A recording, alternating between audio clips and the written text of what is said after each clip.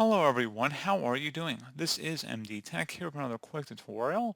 In today's tutorial, I'm going to show you guys how to turn on or off the ability for Gmail to automatically show you images or load the images in emails when they are received by you.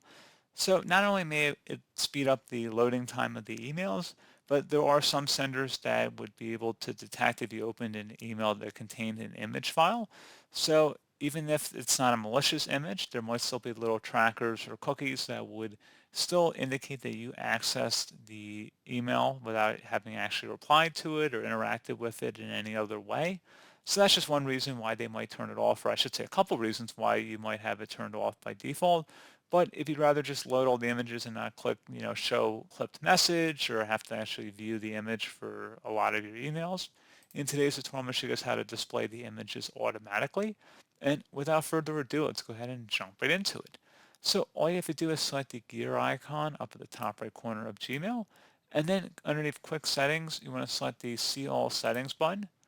And now on the right side, you want to scroll down underneath images where it says ask before displaying external images. You can select that if you do not want to display external images automatically. Otherwise, you would have it set to always display external images. So pretty straightforward process on that, guys. You might also have this dynamic email option here as well, so display dynamic email content when available. So if you went to the Learn More page, so Gmail supports dynamic email, which is messages with interactive comment.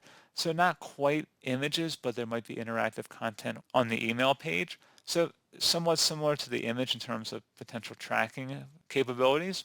So you might want to consider unchecking that option as well. If you do not want to display external images, otherwise you can keep them checkmarked in there. And that's pretty much it. So as always, thank you guys for watching this brief tutorial. I do hope I was able to help you out, and I do look forward to catching you all in the next tutorial. Goodbye.